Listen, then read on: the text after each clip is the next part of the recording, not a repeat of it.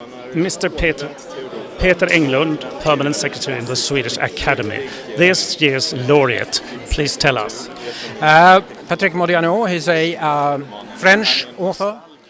He was born in France 1945. He has written some 30 different books, mainly novels, but he also written actually a number of children's books. He's written movie scripts and so on, but he is mainly known for this, his novels, which are very, very specific. They are small books. 130, 150 pages, which are always variations of the same theme about memory, about loss, about identity, about seeking. Those are his important themes, memory. Yeah, memory, identity and time, I would say. What is his place in the French literature? Come again? His place in French literature. He's a well-known name in France, but no, I think pretty well not anywhere else.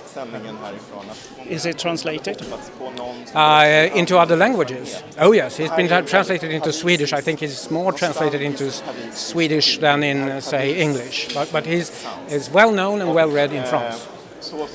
His books are quite short, his novels, you say. Which one would you recommend as a start if one doesn't know his authorship? One that I can recommend is about. It's called Missing Person. It's a bit. We have neighbors who are quite talkative. Talking in my ear. Missing Persons. He's very fond of the detective genre, and he plays with it. And it's a story about a detective that has lost his memory. And his final case is finding out who he really is. And he's following his own steps, tracing his own steps through history to find out who he is. And it's a very fun book. It's playing with the genre, but it's still saying something very fundamental about memory and time. History, you say.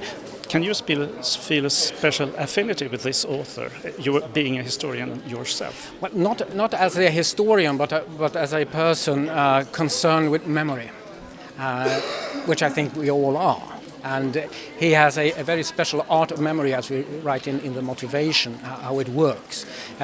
He is sort of possessed about his attempts to try and reach back in time, doing it again in different ways. And you can identify yourself, of course, with these attempts and his very original ways to do it. Returning, he says, I have walked some of these streets so many times that time has become transparent. And he believes in, he says, there are corridors of time in specific places. There are corridors in times that you can, that opens up, and that you can walk through them and you can meet yourself. Have you talked to him today? No, we haven't established contact yet, but I hope to do it soon. Where does he live right now? In France, in Paris. And Paris is also one of his main milieus for his writing. He is writing a lot about Paris. He knows Paris intimately. He knows every back street, and Paris is often in the books. It's part of the.